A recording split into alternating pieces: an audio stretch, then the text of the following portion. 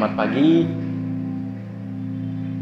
Bapak Ibu sekalian, saudara-saudara sekalian, Jemaat GBD Situbondo. Pada kesempatan pagi hari ini, pada menu sarapan kita hari ini, di mana pada masa-masa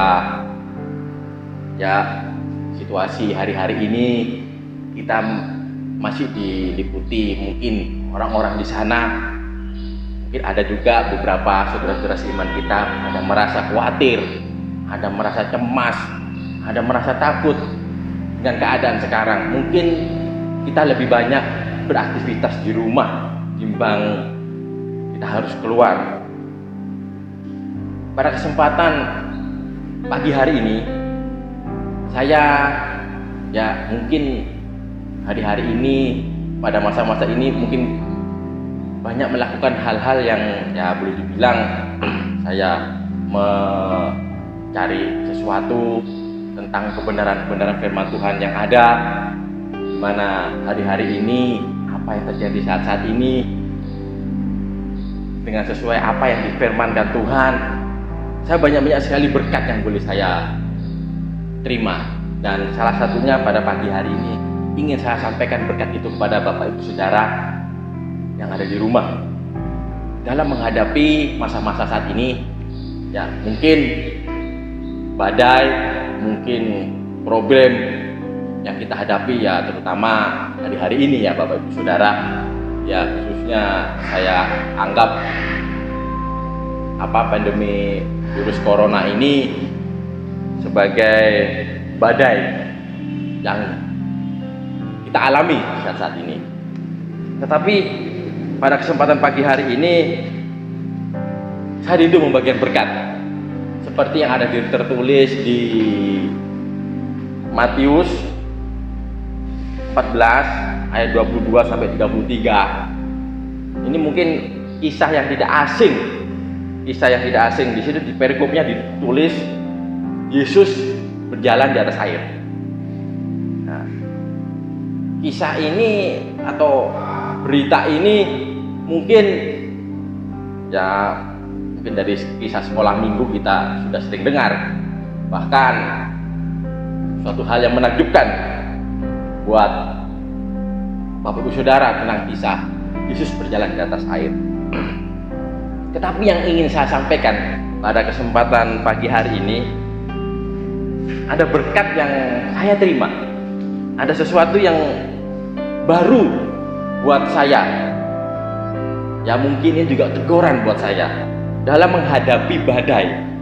Kalau di situ dikisahkan bahwa pada saat murid Tuhan Yesus disuruh berlayar terlebih dahulu dan Tuhan Yesus tidak ikut. Nah, di situ Bapak Ibu Saudara,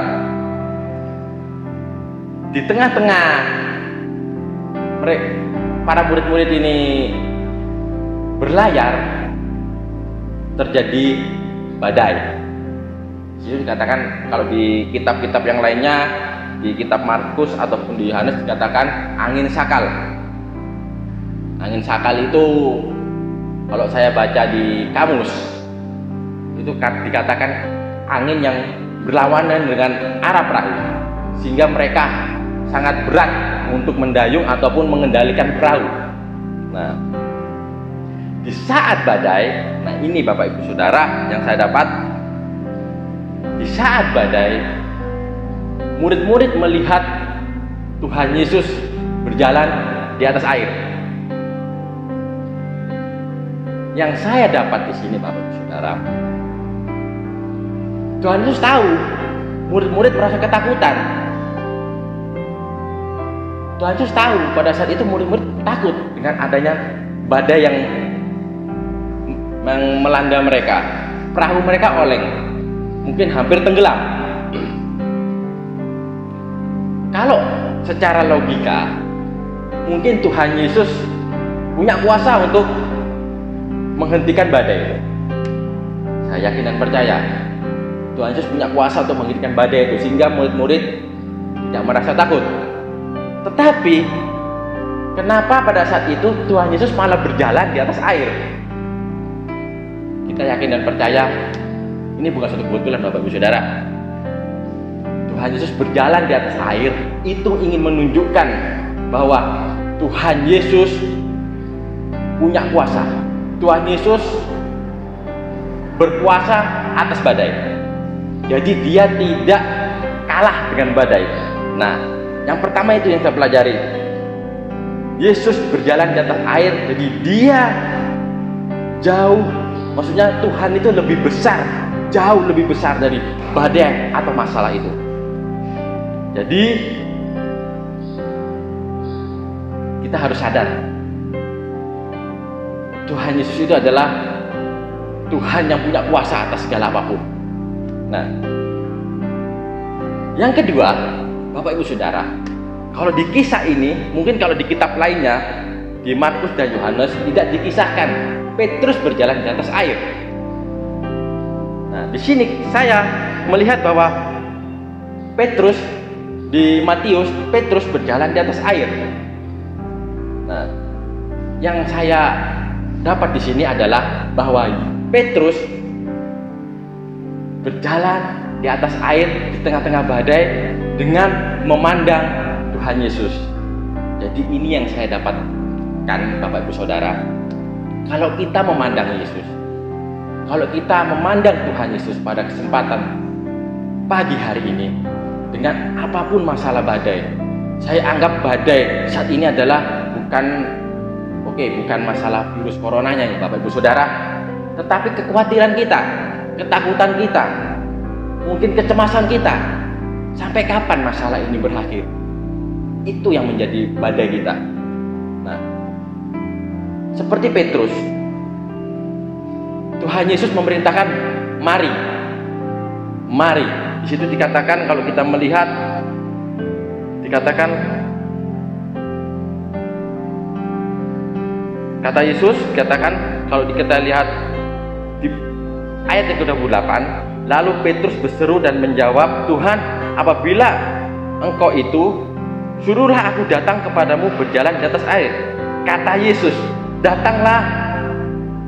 Maka Petrus turun dari perahu. Nah, Yesus menyuruhkan, kalau kita memandang Tuhan Yesus, pasti dikatakan di sini Petrus akhirnya turun, dan kita boleh melihat kisahnya. Petrus pun bisa berjalan di atas air meskipun di tengah badai.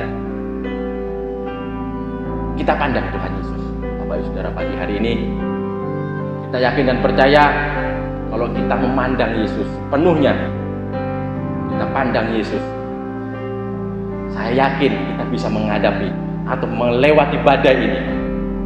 Kita berjalan bersama Tuhan Yesus, badai ketakutan kita, badai kecemasan kita, apapun itu, kita yakin dan percaya kita bisa, asal kita pandang Yesus.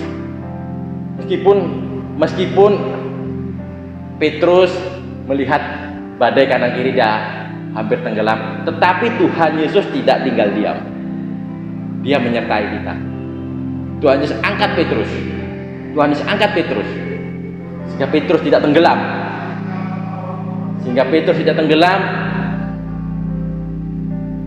Bahkan kalau di kisah selanjutnya, badai itu berlalu. Tetapi apa yang terjadi? Tuhan Yesus ada di situ.